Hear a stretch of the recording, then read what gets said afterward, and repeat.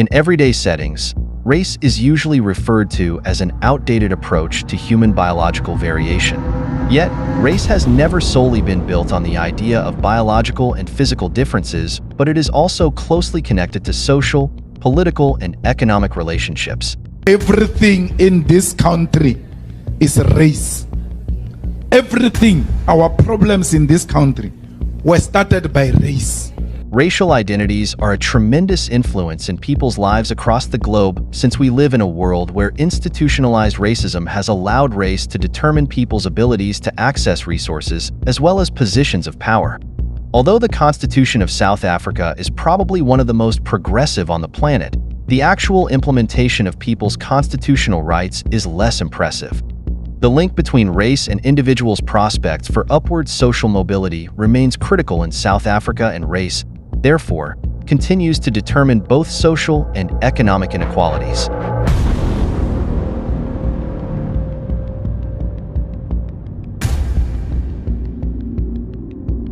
If only we could pinpoint the beginning of where people started seeing each other in terms of race, you would think it's easy to trace even back the history of the so-called colored people in South Africa, since they are the last race on Earth.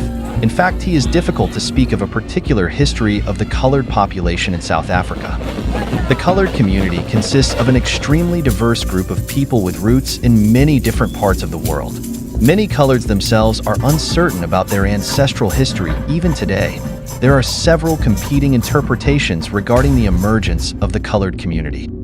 However, most historians and other researchers agree that large parts of the colored population are distant descendants of relations between the indigenous Khoi and San people, the European settlers and slaves imported by the Dutch East India Trading Company from East Africa and the Indonesia. And yes, there are incidences of sexual abuses of Africans by white colonial settlers, but I did not find any historic document to draw from, but nevertheless it is a historic fact. Let me first explore the colored population's historical connections to the indigenous Khoi and San population, the black slave community, and the European settlers in order to explain the emergence of this racial identity. I'll also demonstrate how different historical currents, dating all the way back to the arrival of the first European settlers during the 17th century, have shaped and continuously transformed the substance and meaning of colored identity.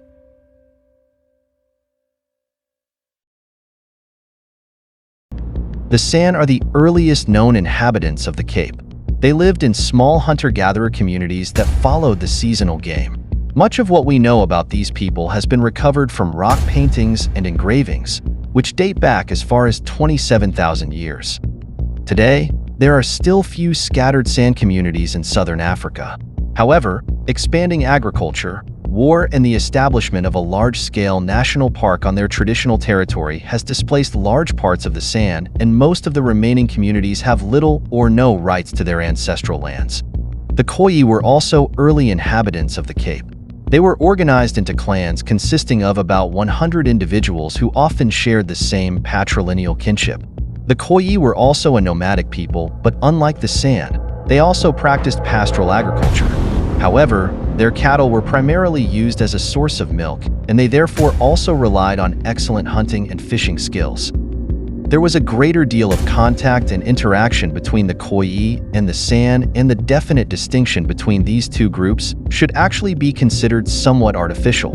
What separated them was primarily their way of living, and even this is not as clear-cut as some historians want to suggest. Both groups spoke associated languages, and they occasionally intermarried. Many San furthermore eventually adopted the Khoi lifestyle and started herding, and some Khoi became hunter-gatherers. This is why the Khoi and San are often referred to with the collective term Khoisan. However, this is clearly a simplification. Both the Khoi and the San consisted of several subcategories, clans, and tribes, and it might therefore actually be more appropriate to think of the Khoi and the San in terms of language groups, instead of population groups. The fate of the Khoi and San took a dramatic turn in 1652 as Dutch commander Jan van Riebeeck established a provision station for the Dutch East India Trading Company in what is today known as Table Bay in Cape Town. The purpose of the station was to provide water and food to passing trade vessels on their way to Asia, and to look after sailors that had fallen sick during the long journey from Europe. During the early years of settlement, the station was populated by a small group of European settlers. They grew fruits and vegetables for the company, but also traded goods with the Khoi and San in exchange for cattle. The initial intention was not to colonize the Cape. However, as they started allocating land rights and allowing private farming, the Dutch settlement expanded. After only about 10 years, the colony had advanced into a complex society with limited autonomy. More and more settlers started to arrive at the Cape, and scarcity of land soon became an issue. In the 19th century, settlers moved further into the interior of the region, without concern of the indigenous population living in these areas. Both the Khoi and San put up resistance against the colonialists, but they were poorly organized and often lacked guns and ammunitions. Many of those who resisted or stood in the way of the colonialists were brutally murdered. Both the Khoi and the San endured terrible hardships at the hand of the colonialists. Not only did they lose their livestock herds and land, but they were also severely socially marginalized.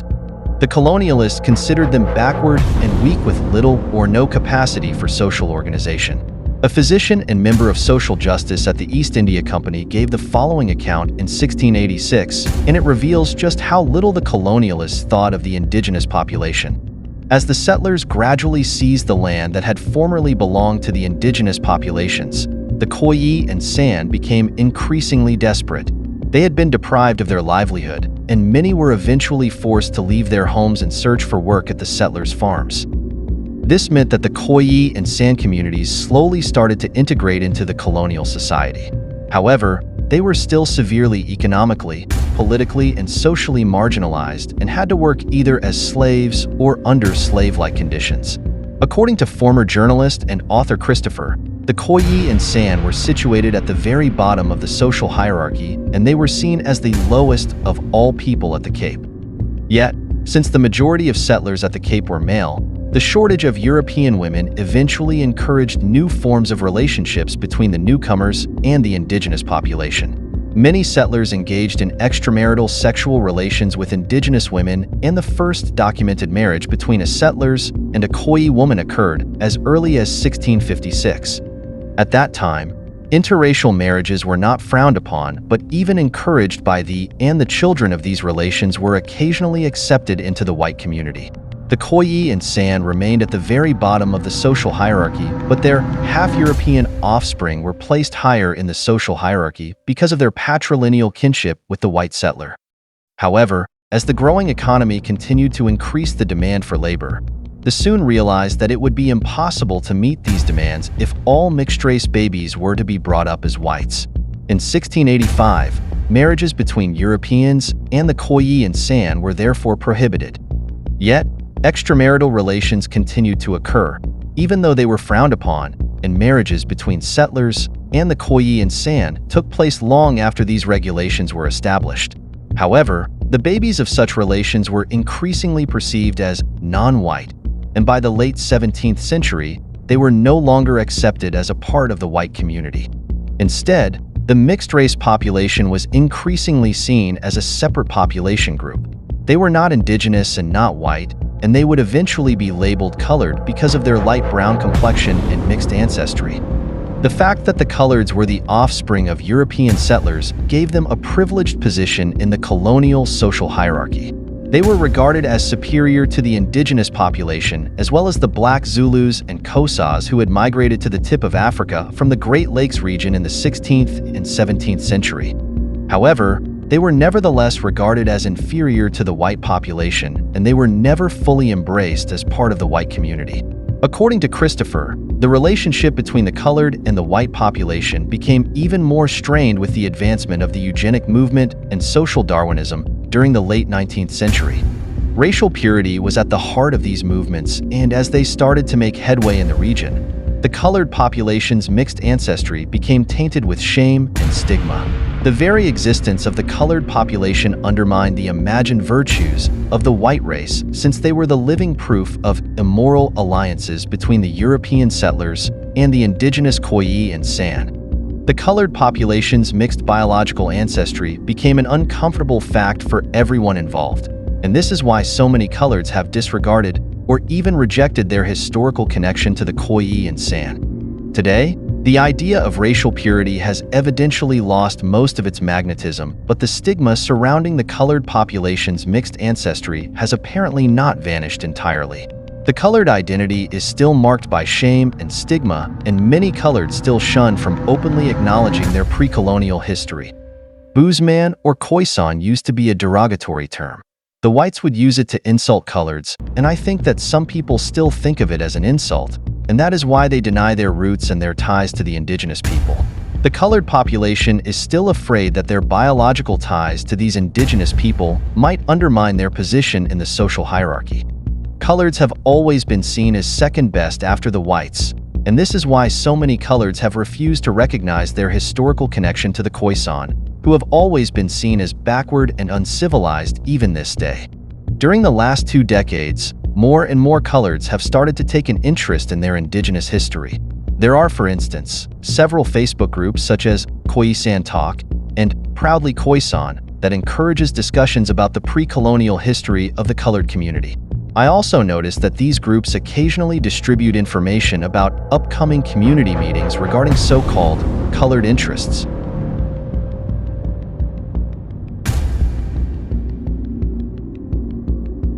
During the early years of European settlement at the Cape, they allocated relatively small plots of land to the newly arrived farmers.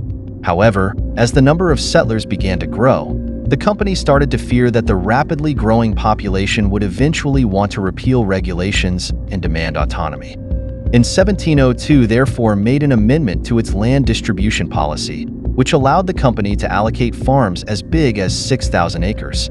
The idea was that this would limit the number of farmers settling at the Cape. However, these regulations had another significant consequence for the future of the colony. The farmers could no longer till the land on their own, but they had to rely on workers. At that time, there was a shortage of labor in the colony, and the cheapest way to get a hold of a diligent workforce was to import workers from other parts of the world. The first slaves arrived at the Cape as early as 1658.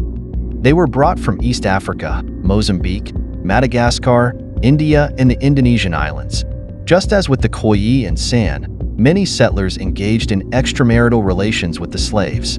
This was a common practice, and during the first 20 years after the arrival of the settlers, 75% of all children born from slave mothers were the results of interracial relations.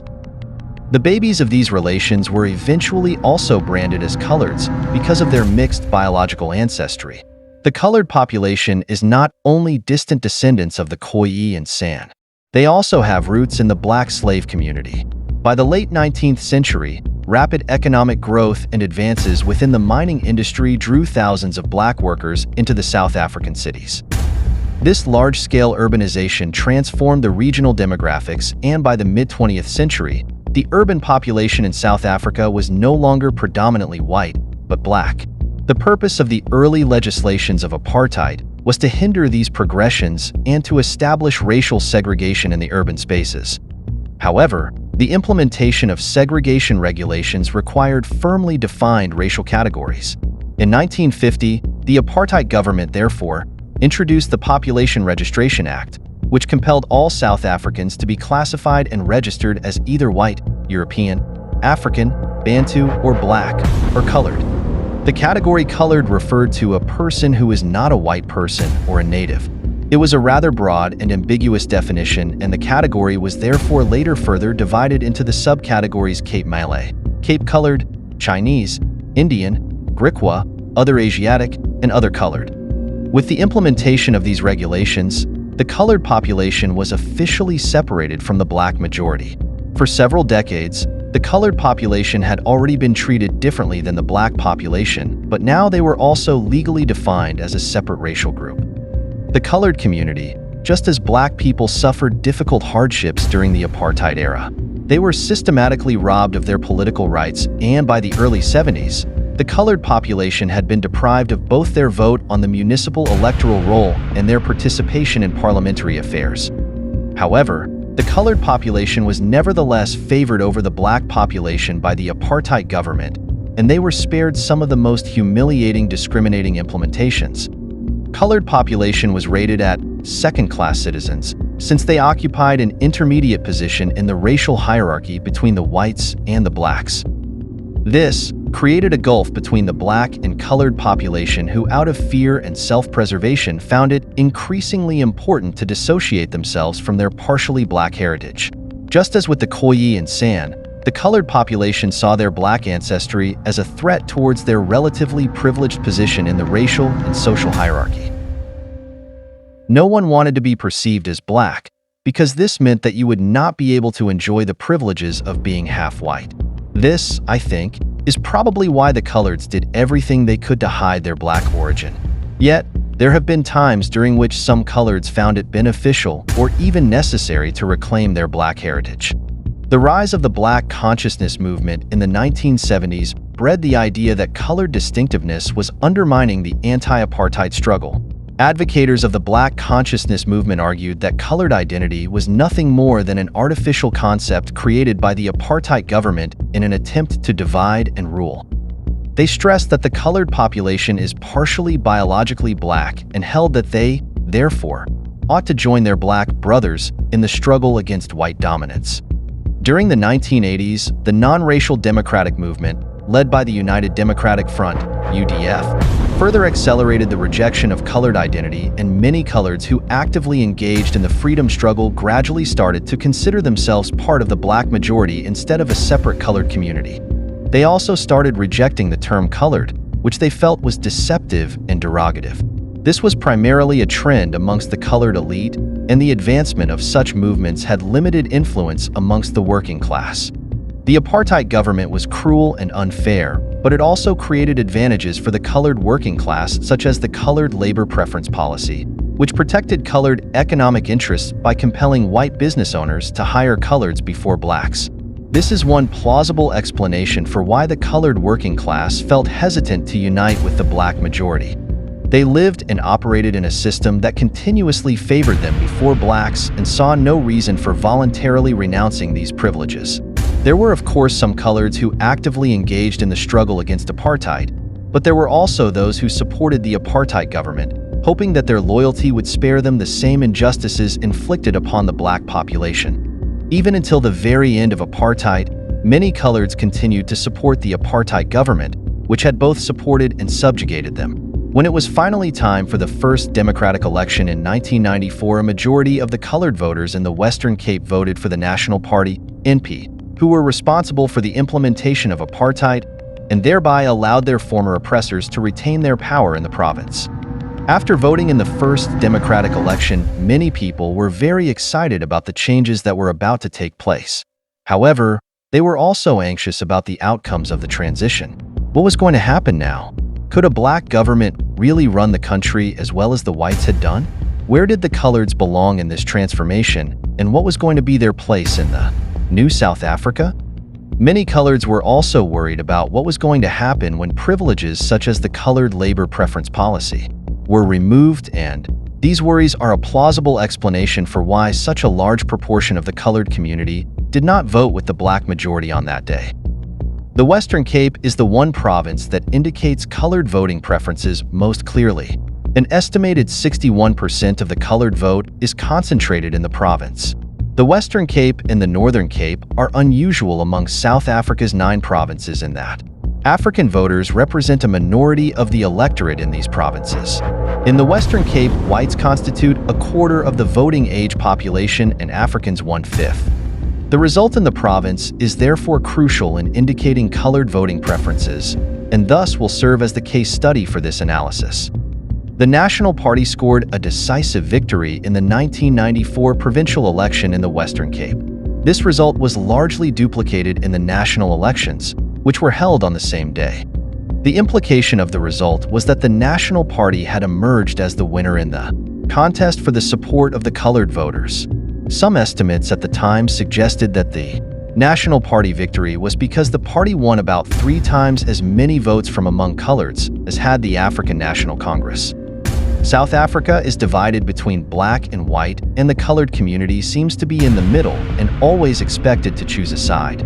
According to black people, the colored community always chooses the side of white people, which is the situation where the first democratic elections